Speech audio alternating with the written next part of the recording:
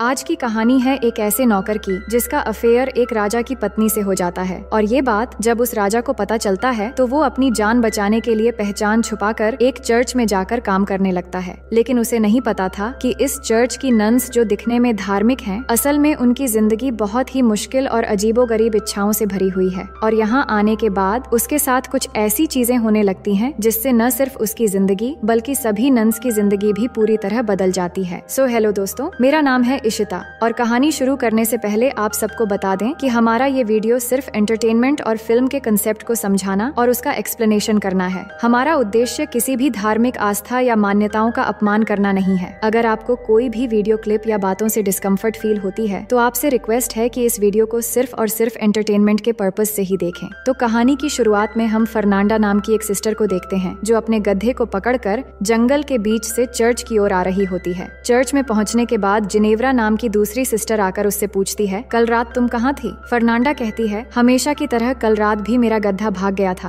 और उसे ढूंढते ढूंढते सुबह हो गई। जिनेवरा कहती है, मैं तो हर रोज अच्छे से गेट लॉक करती हूँ, फिर हर रात ये भाग कैसे जाता है? दोनों बातें कर ही रही थीं कि वहाँ से चर्च का माली लुर को गुजरते हुए उन्हें गुड मॉर्निंग कहता है, पर बदले में दोनों उसे डांटने लगती हैं और वहाँ से भगा देती हैं। अब अगले सीन में सभी सिस्टर्स चर्च में जाकर सुबह की प्रेयर करती हैं, जिसके बाद वहाँ की सुपीरियर सिस्टर मरिया फर्नांडा से पूछती हैं, तुम कल रात कहाँ थी? जिस पर वो बताती है, कल मेरा गधा फिर से भाग गया था और मैं उसे ही पकड़ने गई थी। ये सुनकर सिस्टर मरिया कुछ नहीं कहती। अब इस गधे के बार बार भागने का चक्कर असल में कुछ और ही है जो हमें आगे पता चलेगा। दूसरी तरफ हम अलेसांड्रा नाम की एक और सिस्टर को देखते हैं जो अपने कमरे में बैठकर सिलाई कर रही होती है। वो बहुत उदास थी क्योंकि वो चर्च में नहीं रहना चाहती थी और बाहर जाकर अपनी जिंदगी को अच्छे से जीना चाहती थी। दूसरी ओर सिस्टर जिनेवरा को देखते हैं जो सिस्टर मरिया के साथ कुछ बातें कर रही होती है। तभी एक किताब में उसे एक तस्वीर नजर आती है जिसमें कुछ अजीब विधि के बारे में लिखा था। ये देखकर उसे थोड़ी हैरानी होती है और कुछ लाइनें पढ़कर वो किताब रख देती है।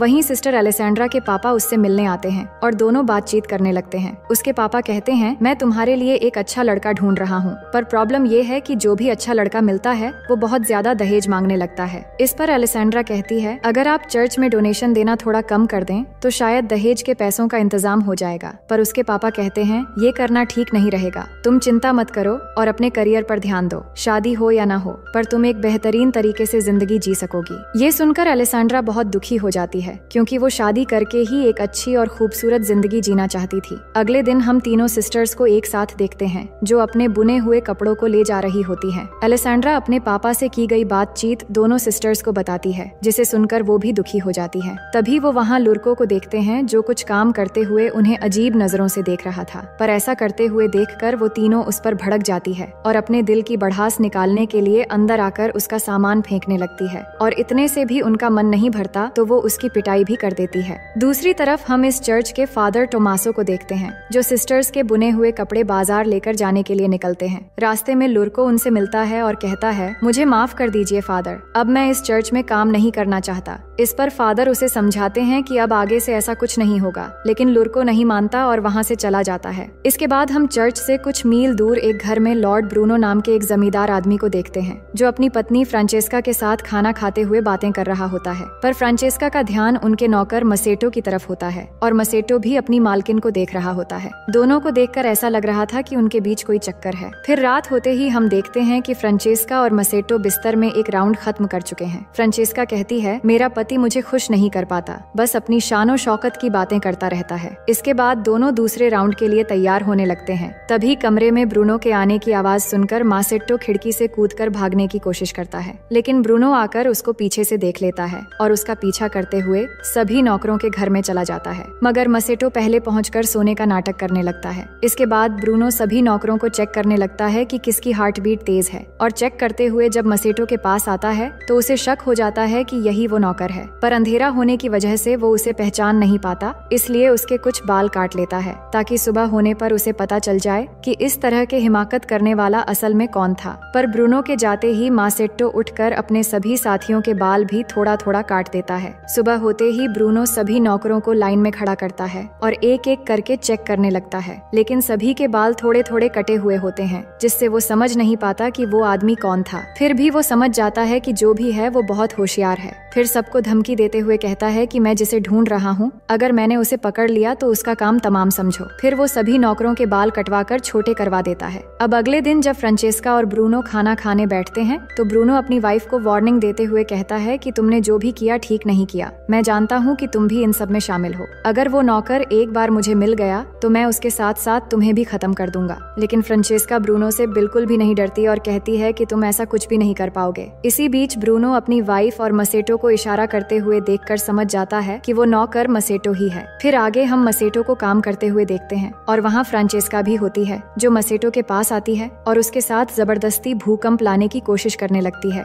लेकिन इस बार दूर से ब्रूनो उन्हें देख लेता है और गुस्से में आकर अपने आदमियों से कहता है, मसेटो को पकड़ के मेरे पास ले आओ। मसेटो ने भी देख लिया था कि ब्रूनो ने सब कुछ देख लिया है, इसलिए वो अपनी जान बचाने के लिए वहाँ से भागना शुरू कर देता है और ब्रूनो के आदमी भी उसके पीछे पड़ जाते हैं, लेकिन वो उसे पकड़ नहीं पाते। जंगल से होते हुए भागते भागते बहुत दूर जाने के बाद मसेटो फादर टोमासो को देखता है। फादर ने बाजार जाने के रास्ते में थोड़ा वाइन पी लिया था और नशे की वजह से उनकी गाड़ी उलट गई थी और सारे कपड़े भी नदी में बह रहे थे। मसेटो ये देखकर फादर की मदद करता है और सारे कपड़े फिर से इकट्ठा कर देता है। इससे फादर बहुत खुश होते हैं और जब उन्हें पता चलता है कि मसेटो का कोई घर नहीं है तो वो उसे अपने साथ चर्च में ले आते हैं। फादर उसे कुछ खाने के लिए देते हैं और कहते हैं कि चर्च में तुम्हें गूंगा बहरा बनकर रहना पड़ेगा, नहीं तो चर्च की सिस्टर्स तुम्हें बहुत परेशान करेंगी। अगले दिन सुबह फादर मसेटो को सिस्टर मरिया से मिलवाते हैं और कहते हैं कि मैं एक आदमी को लाया हूँ जो हर काम में माहिर है, पर ये गूंगा बहरा है इसलिए इसे यहाँ लेकर आया हूँ ताकि ये लुर्को की जगह काम कर सके।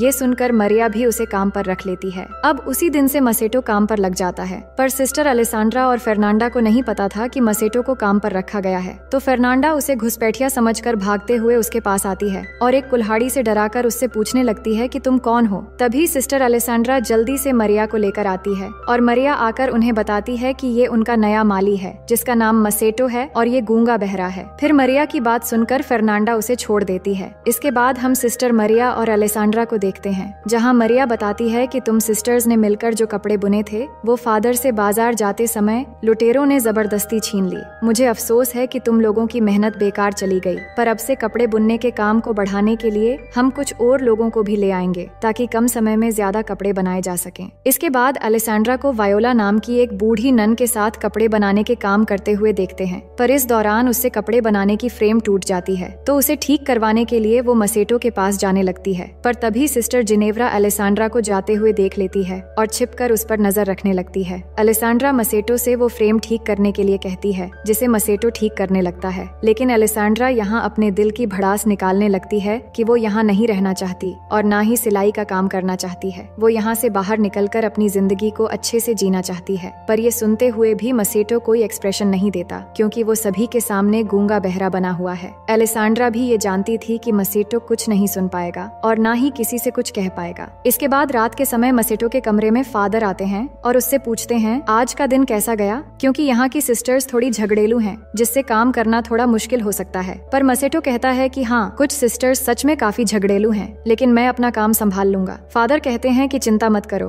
वो तुम्हें नुकसान नहीं पहुंचाएंगी, पर कुछ भी हो मुझे बताते रहना और उनके सामने गूंगा बहरा बने रहना, जिससे वो तुमसे ज्यादा उलझेंगी नहीं। वहीं फर्नांडा अपने कमरे में कुछ पढ़ रही होती है, तभी उसकी खिड़की में कोई पत्थर फेंकता है तो वो खिड़की खोलकर देखती है कि उसकी बचपन की फ्रेंड मार्टा उससे मिलने आई है। इसके बाद दोनों अलेसांड्रा के कमरे में जाती हैं और तीनों मिलकर वाइन पीने लगती हैं। कुछ देर में वहाँ सिस्टर जिनेव्रा भी आ जाती है और सभी मिलकर मजे करने लगते हैं। फिर ड्रिंक करते हुए वो रोमांटिक बातें भी करने लगती हैं। मार्टा उन्हें लड़कों के बारे में कई सारी बातें बताने लगती है कि एक जड़ी बूटी है जिसे एक खास तरीके से इस्तेमाल करके लड़कों को अट्रैक्ट किया जा सकता है, और ये सब सुनते हुए बाकी तीनों भी बहुत मजे लेती हैं। अगले दिन मसेटो जब काम कर रहा होता है तब अलेसांड्रा वहाँ आती है और मसेटो से कहती है मैंने तुम्हारे लिए ये रूमाल बनाया है। फिर वो रूमाल से मसेटो के पसीने पोंछने लगती है और पास बैठकर उससे बातें करने लगती है। दरअसल पिछली रात मार्टा की रोमांटिक बातों को सुनने के बाद उसके मन में नौटी ख्यालात आ गए थे, इसलिए वो बात करते करते अचानक उसे किस कर लेती है, जिससे मसेटो भी इस चांस को बिना गवाए वहीं पर उसके साथ तूफान और भूकंप के मजे लेने लगता है। लेकिन तभी चर्च की घंटी बजने से मसेटो घबरा जाता है और अलेसांड्रा भी जल्दी से खुद को संभालकर चर्च में प्रे करने चली जाती है। लेकिन प्रे करते समय फर्नांडा अलेसांड्रा के स्कार्फ और नाखून में मिट्टी लगी हुई नोटिस करती है। अगले सीन में जिनेव्रा और फर्नांडा कपड़े धो रही होती हैं। तभी वहाँ अलेसांड्रा आती है जो बहुत खुश नजर आ रही थी। वो उनसे कहती है, कल रात बहुत मजा आया। फर्नांडा पूछती है, तुम यहाँ क्या कर रही हो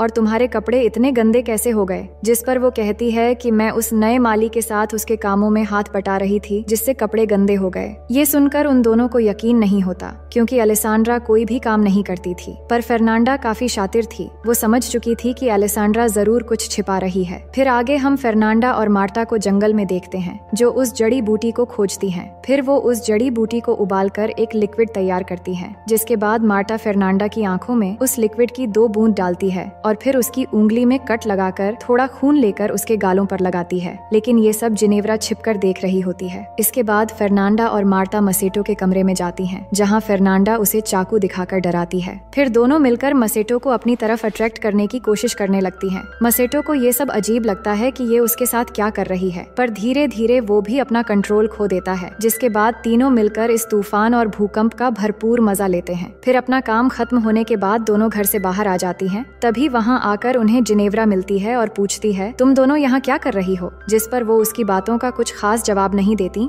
और बहाना बनाकर वहाँ से चली जाती है। लेकिन जिनेव्रा समझ जाती है कि वो उससे कुछ छिपा रही है। अगली सुबह हेड फादर बिशप चर्च घूमने आते हैं तो फादर टोमासो और मरिया उनका स्वागत करते हैं। दूसरी तरफ मसेटो अलेसांड्रा के कमरे में जाता है और दोनों फिर से एक बार तूफान और भूकंप के मजे लेने लगते हैं। पर इसी बीच सिस्टर वायोला कमरे में आ जाती है, जिसे वो पहले नोटिस नहीं कर पाते। लेकिन अचानक मसेटो उसे देखकर बोल पड़ता है, जिससे अलेसांड्रा चौंक जाती है। पर वायोला के आ जाने से दोनों घबरा जाते हैं और अलेसांड्रा खुद को ठीक करते हुए वायोला की मदद करने लगती है और मसेटो बिस्तर के नीचे छिप जाता है। उनका लक अच्छा था क्योंकि सिस्टर वायोला सुन नहीं सकती थी, इसलिए वो उनकी हरकतें नहीं समझ पाती। बाद में मसेटो बिना कोई भी आवाज किए खिड़की से निकल जाता है। अगले दिन जिनेव्रा मसेटो को आराम करते हुए देखती है और उसे अट्रैक्ट करने के लिए वो जड़ी बूटी बनाने लगती है, लेकिन वो इसे आंखों में डालने के बजाय पी लेती है। फिर वो अपने हाथ से खून निकालकर गालों पर लगा लेती है। वहीं अलेसांड्रा मसेटो के कमरे में आती है और उससे पूछती है कि उसने झूठ क्यों बोला कि वो गूंगा है। इतने में जिनेव्रा के आने की आवाज सुनकर अलेसांड्रा एक कोने में जाकर छिप जाती है और मसेटो सोने का नाटक करने लगता है। जिनेव्रा जड़ी बूटी के नशे में मसेटो के पास आकर चिपकने लगती है और अजीब अजीब हरकतें करने लगती है। लेकिन फर्नांडा के आने की आवाज सुनकर वो भी जाकर छिप जाती है जहाँ पहले से अलेसांड्रा थी और एक दूसरे को देखकर दोनों चौंक जाते हैं। इसके बाद फर्नांडा कमरे में आती है और चाकू से डराकर मसेटो के हाथ बांधकर उसकी आंखों पर पट्टी लगा देती है और फिर उसे डरा धमकाकर जंगल की तरफ ले जाने लगती है। पर अलेसांड्रा और जिनेव्रा छिपकर उसका पीछा करती हैं। फिर जब वो जंगल के बीच पहुंचते हैं तब तक रात हो चुकी थी। वो देखते हैं जंगल के बीचों बीच आग जली हुई है और वहाँ कई सारी लड़कियां बिना कपड़ों के नाच रही हैं और पास में उन्होंने मसेटो को भी बांध के रखा हुआ था। अलेसांड्रा कहती है कि ये लोग क्या कर रहे हैं।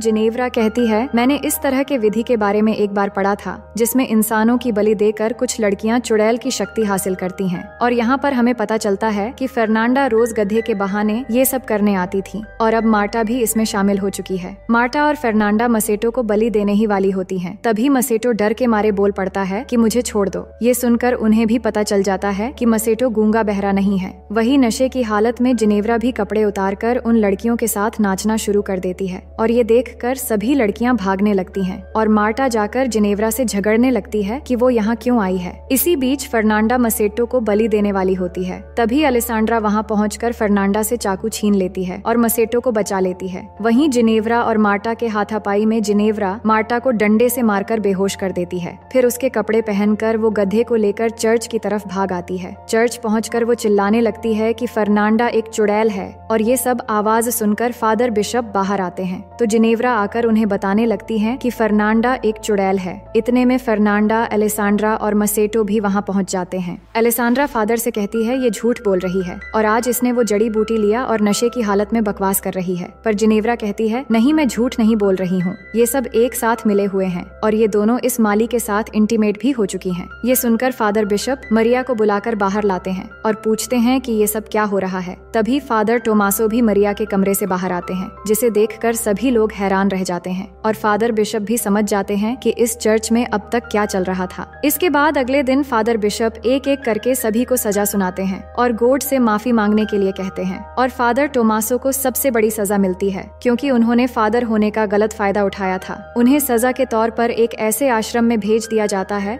जहाँ सिर्फ मर्द रहते हैं और मसेटो को फिर से लॉर्ड ब्रूनो के हवाले कर दिया जाता है जहाँ लॉर्ड के सिपाही उसे बंदी बना लेते हैं। इसके बाद हम तीनों सिस्टर्स को देखते हैं हैं जो एक दूसरे से माफी मांगती हैं। सिस्टर जिनेव्रा भी फर्नांडा से कहती है, मुझे माफ कर देना। फिर तीनों मसेटो के बारे में सोचने लगती हैं कि शायद लॉर्ड ब्रूनो उसे मार डालेगा, इसलिए वो उसे बचाने का एक प्लान बनाती हैं। उधर लॉर्ड ब्रूनो ने मासेट्टो को जेल में बंद कर दिया था और फिर वहाँ आकर कहता है, मैंने अपनी वाइफ को कुत्तों और जंगली जानवरों के साथ बांध दिया है ताकि उसे दर्दनाक मौत मिले, और अब तुम्हारी बारी है, पर मैं तुम्हें नहीं मारूंगा और जिंदा रखकर उससे भी ज्यादा टॉर्चर करूंगा। ये कहकर वो वहाँ से चला जाता है। इसके बाद मसेटो उन सिपाहियों से रिक्वेस्ट करने लगता है कि वो उसे आजाद कर दें, लेकिन वो मना कर देते हैं और उल्टा उसका मजाक उड़ाने लगते हैं। फिर कुछ देर बाद एक कछुए पर जलती हुई मोमबत्ती देखकर सिपाही उसके पीछे पीछे चले जाते हैं। असल में उस कछुए को सिस्टर्स ने छोड़ा था और उनके जाते ही तीनों सिस्टर्स आकर मसेटो को बाहर निकाल लेती हैं और उसकी जगह एक पुतला रखकर मसेटो को सिस्टर्स के कपड़े पहना देती है। फिर उसे लेकर जंगल की तरफ भागने लगती है। वही मरिया को देखते हैं जो गधे को साथ लेकर टोमासो से मिलने आती है और दोनों बहुत खुश होते हैं क्योंकि उनके बीच प्यार हो गया था और वो एक दूसरे से दूर नहीं रह पा रहे थे।